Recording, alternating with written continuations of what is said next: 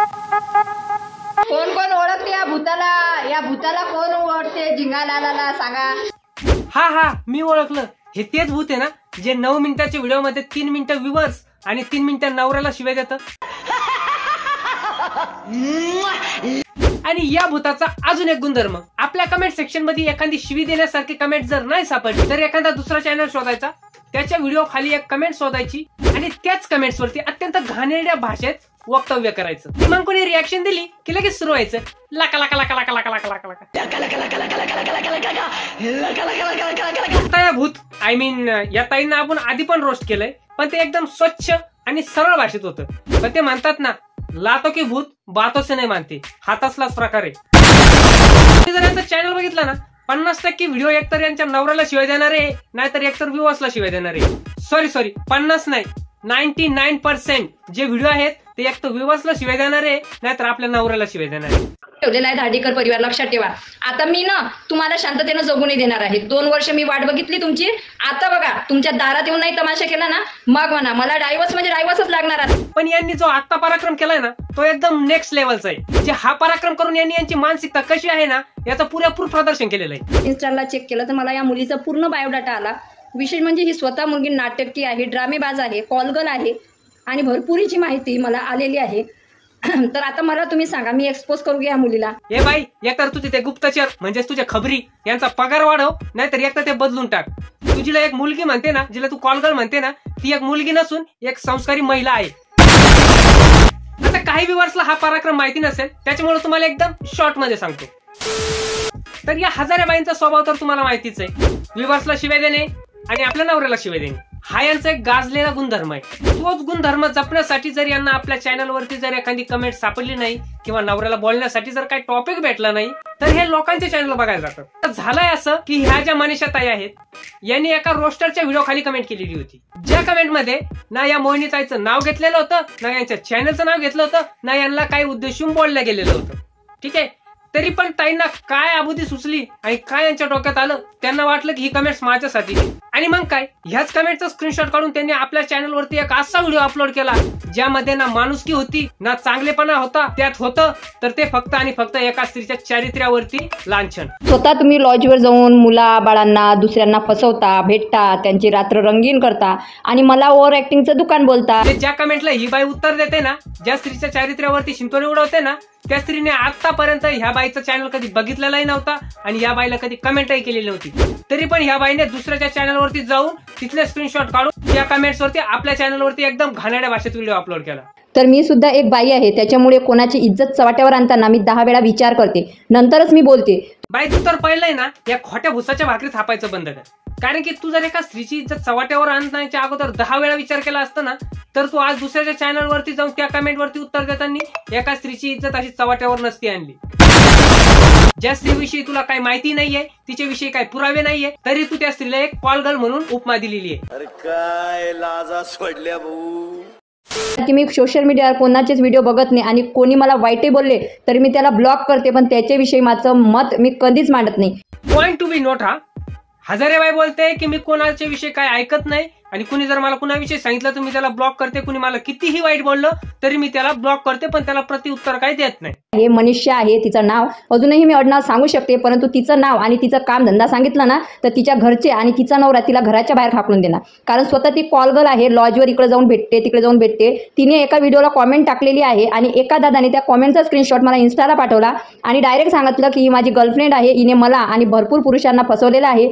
मग मला एक सांग, जेव्हा तुला या कमेंट्स विषयी जो कोण तुझा दादा आहे ना काल्पनिक, जसे तुझे आरोप काल्पनिक आहे ना, तसं तो तुझा दादा पण काल्पनिकच आहे मला असं तर वाटतंय. तर तुला जेव्हा तुझा तो काल्पनिक दादा जेव्हा स्क्रीनशॉट टाकत होता तेव्हा त्याला का नाही ब्लॉक केलं? कुछ ना कुछ तो गडबड जरूर है, बहुत बड़ी गडबड है. एवढ्या घाणेरड्या भाषेत एखाद्याला कॉल गर्ल बोलणं किंवा शरीराचा व्यवसाय करणे हे बोलणं हे कितपत योग्य आहे? तुमच्या कंटेंटच्या नादात तुम्ही एखाद्या स्त्रीची इज्जत अशी चव्हाट्यावर आणणार का? तुम्हाला अशी लाज बीज नाही वाटत का काय आपण करतो? मला तर असं वाटतं यांचा जो दादा आहे ना तो काय तो सीमा सचिनवाला सचिन त्याचं उष्ट पाणी पिऊन आला की काय माहिती. ज्याला एक लेक जावई असलेली स्त्री त्याची गर्लफ्रेंड दिसते, त्यांनी पटवली पबजी खेळून आणि हा पटवतोय लुडो खेळून. मी या जगात कसा आलो? तुला रस्त्यावरून आणलंय. एवढंच तुझ्याकडे खरं आहे तर पुरावे टाकायचे आणि जो कोण दादा आहे ना तुझा दादा त्याला पण समोर घेऊन यायचं. त्या मुलाला प्रूफ मागितले असतात, त्याने या मुलीचे मला फोटोही पाठवले, लॉजमधले स्क्रीनशॉटही पाठवले की ही माणसांजवळून पैसे कशी काढते. आणि ही बाई मला ड्रामेबाज बोलते, जी स्वतः कॅरेक्टरलेस आहे आणि पैशासाठी ही बाई शरीराचा व्यवसाय सुद्धा करते. ज्या कमेंटवरून ही एका स्त्रीला एवढं घाणेरडं बोलते ना, तिला कॉलगल बोलते ना, हे म्हणजे असं झालंय अंधारात तीर सोडायचे, लागला तर लागला एखादा निशाण्यावरती. त्या स्त्रीविषयी ह्या बाईला एक तीळ मात्र पण माहिती नाहीये, तरीही ही फक्त आणि फक्त एका कमेंटवरून तिचा कॅरेक्टर जज करते. पण तुमच्या फालतूपणामुळे व तुमच्या बालिशपणामुळे त्या समोरच्या व्यक्तीला किती मानसिक त्रास होत असेल याचा तुम्ही कधी विचार केलाय का? तुम्हाला वाटतं आम्हाला लय लोक मानित्या, पागल आहेत तुम्ही. निदान मी माझं रिअल स्टोरी सांगते. माझा गुन्हेगार माझा नवरा आहे. त्याने माझा आयुष्याचा धिंगाणा केला, माझ्या मुलीचा धिंगाणा केला. मी जर दुसरं लग्न केलं नसतं तर कदाचित माझ्या खांद्यावर एकाच मुलीची जबाबदारी असती. पहिलं तर आहे ना, हे सिंपत्ती गेन करणं बंद करा. कारण की तुमचा धिंगाणा आहे ना वर्षानुवर्षाचा आहे. तुमचा धिंगाणा तेव्हा बंद होईल जेव्हा एखादा गाढव कीर्तन सांगायला सुरुवात करील. आणि तुम्हाला सर्वांना माहिती आहे हे कधी शक्यच नाहीये. ह्या बाईचा जसं युट्यूब वरती क्रिंज आहे ना, तसंच क्रिंज ते इंस्टाग्राम वरती पण आहे. आणि तिथूनच सगळे ह्या बाईचे सगळे सूत्र हालतात. हिच्याकडे एखाद्याचा बायोडाटा पण येतो, तिचे फोटो पण येतात, जे की व्हायरल करण्याची धमकी पण देते. आणि एखाद्याविषयी पुरेपूर माहिती न काढता तिला कसं पण आणि काय पण सिद्ध करायचा प्रयत्न करते. मी निदान तुमच्यासारखा शरीराचा धंदा किंवा व्यवसाय तर करत नाही ना. मी मेहनतीनं करते आणि मेहनतीनं खाते. ठीक आहे, मी ड्रामेबाज आहे, नाटकी आहे. मेकअप केला की तुम्ही म्हणता मेकअप नको करू, तू रानू मंडल दिसते. म्हणजे बघा की ही बाई एक युट्यूबर आहे, हिचे डेली व्हिडिओ पडतात आणि ही स्वतःला एक सेलिब्रिटी समजते. तरी हिच्याविषयी पब्लिकला भगरीच्या दाण्या एवढी पण माहिती नाहीये की या मनीषाताई आहे, यांचा ना युट्यूब चॅनल आहे, ना इंस्टाग्राम आयडी आहे, ना यांचे काही व्हिडिओ वगैरे असतात सोशल मीडियावरती. तरी हिच्याविषयी मोहिनी काकूला सर्व माहिती भेटून गेली, सगळं बायोडेटा पण आला. म्हणजे विचार करा काकूंचे नेटवर्क किती स्ट्रॉंग आहे. ते फक्त आणि फक्त एखाद्याच्या नावावरून त्याचं कॅरेक्टर जज करणारी आणि त्याचे संस्कार जज करणारी एक अल्टिमेट टॅलेंट वाली बाई आहे, पण बिनकामाचं टॅलेंट. तू रानू मंडल दिसते. डान्स केला की तुम्ही त्याच्यावरही कमेंट करता. म्हणजे मला काही स्वातंत्र्य आहे की नाही? हां, माझ्या व्हिडिओमध्ये तुम्हाला क्रिंजपणा दिसला, मी शरीराचं प्रदर्शन करत आहे, व्हिडिओमध्ये निगेटिव्ह दाखवत आहे, तर तुम्ही बोला. आणि तुम्हाला पटत नाही तर तुम्ही बघता कशाला? आता आम्हाला पटत नाही म्हणून आम्ही बघतच नाही ना. पण तुम्हाला किडा आहे ना, तुम्ही दुसऱ्याच्या कमेंट सेक्शन मधली कमेंट वरती व्हिडिओ बनवून एखाद्या व्ह्युअर्सला घाण बोलणार, मग आम्ही का गप्प राहायचं? तुम्हाला काय मनीषाताईने आमंत्रण दिलं होतं का? ये बाई वहिनी माझी कमेंट्स वाच, ती तुझ्यावरतीच आहे आणि त्याच्यावरती मला घाण घाण शिवे दे. तू गेली तिकडे कमेंट शोधायला, त्या मनीषाताई नाही आल्या तुझ्या चॅनलवरती. मला तर असं वाटतं जसा कॉलगलचा हा जो आरोप काल्पनिक आहे ना, तसं या बायचा ना तो दादा पण काल्पनिकच असणार आहे. खरं तर तसा दादा कोणी नसणारच आहे. हिनं स्वतः स्क्रीनशॉट काढले आणि स्वतःच एक दादा पण निर्माण केला की या दादाने मला हिचे पुरावे टाकले आणि हा दादा हिचा बॉयफ्रेंड पण. आय एम सॉरी बाबू. तुम्ही जर मला 4 बोटं दाखवता ना, तर 4 बोटं तुमच्याकडे पण येतात. तुम्हाला असं वाटतच ना की तुमच्या बाई तू नेमकं मनुष्यच आहे का? नहीं आता 4 बोटं तुझ्याकडे पुन्हा 4 बोटं माझ्याकडे कसे होतील? कसं शक्य आहे? दुपारपर्यंत शाळेत गेलं ना हे असंच होतं.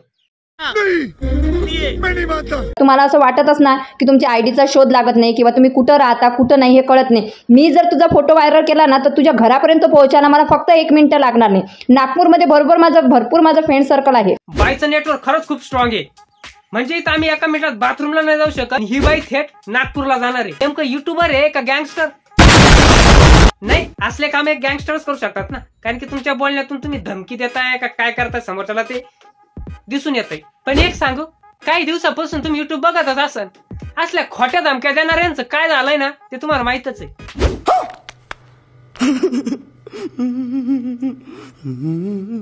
माझ्या व्हिडिओमध्ये क्रिंजपणा कुठंच नसतो, हे लक्षात ठेवायचं. माझं डेली रुटीनचं चॅनल आहे, हे डोक्यात घाला तुम्ही.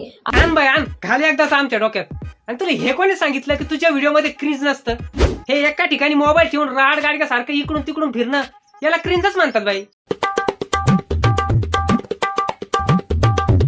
म्हणजे आमच्या भाषेत. आता तुम्हाला तुमचा कंटेंट कधी क्रिंज वाटणारच नाही. हा तर तुम्ही स्वयंघोषित सेलिब्रिटी ना. माझं डेली रुटीनचं चॅनल आहे. कोणता झाकण झुल्या या रुटीनला ना डेली रुटीन बोलेल ना त्याला माझ्या समोर आणा. तुमच्या व्हिडिओमध्ये 90% नवऱ्याला आणि उरला सुरला ते 10% त्यात व्ह्युअर्सला शिवाय दिल्या जातात. आणि तुमच्या व्हिडिओला तुम्ही डेली रुटीन असं नाव देता. अरे काय लाजा सोडल्या भाऊ. तुम्हाला डेली रुटीनची नाही, मेंदू फिटिंगची गरज आहे. Oh my god! जे माझ्या घरी रोज घडतं होतं तेच मी फील करत असते, दाखवत असते. त्याच्यानंतर काही लोकांना इंटरेस्ट आहे की मोहिनी हजारेच्या लाईफमध्ये काय सुरू आहे काय नाही.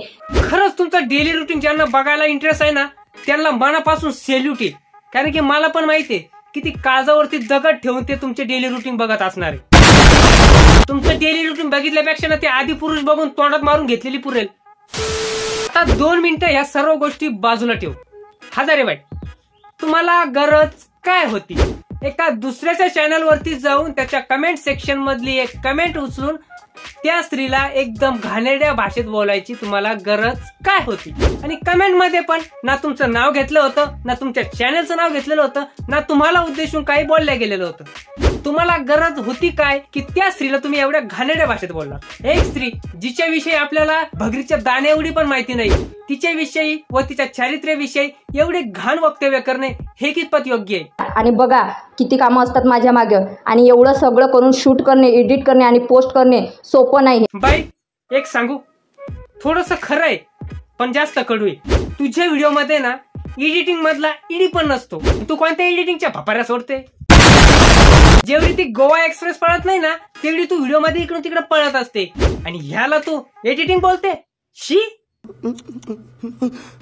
बाई तुला खरंच सल्ला देतो, एकतर तुझे गुप्तचर म्हणजेच तुझे ते खबरी बदल, नाहीतर जे जुने खबरी ना त्यांना पगार वाढून दे. कारण की ते तुझ्यापर्यंत आहे ना एकदम चुकीची माहिती पोहोचवत आहे. तर चला, हा जो प्रकार झालेला आहे या गोष्टीला एक रोस्ट म्हणून नाही तर मी एक निषेध म्हणून आजचा व्हिडिओ बनवलेला आहे. त्याच्यामुळे आजच्या व्हिडिओमध्ये जर एखादा वाईट शब्द आलेला असेल तर मी मनापासून माफी मागतो. पण जी गोष्ट घडली आहे ती खूप चुकीची आहे आणि त्या गोष्टीला माझा पुरेपूर निषेध आहे. आणि मोहिनी काकू ना एकच फुकटचा सल्ला आहे माझा, तुम्ही जी चूक केली ना त्या चुकीची तुम्ही मनापासून माफी मागायला पाहिजे म्हणजे पाहिजे. माफी मागितल्यानं कोणी काही छोटं होत नाही आणि माफ केल्याने कोणी काही मोठं होत नाही. तर चला, आजच्या व्हिडिओमध्ये बस एवढंच. चॅनलवरती पहिल्यांदा आले असाल तर चॅनल सबस्क्राईब करा, आणि हा व्हिडिओ आवडला असेल तर एक लाईक करा आणि आपल्या मित्रांपर्यंत शेअर करायला विसरू नका. तर चला, भेटूया नेक्स्ट व्हिडिओमध्ये एक नवीन टॉपिक सोबत. तोपर्यंत गुड बाय. आता मी बिघडलो, अख्खं वातावरण टाईट, माझेच लोक मला झालेत वाईट. जे सोबत आहेत आता ते जीवेत आपले, आणि जे सोडून गेलेत ते आपले नाहीत.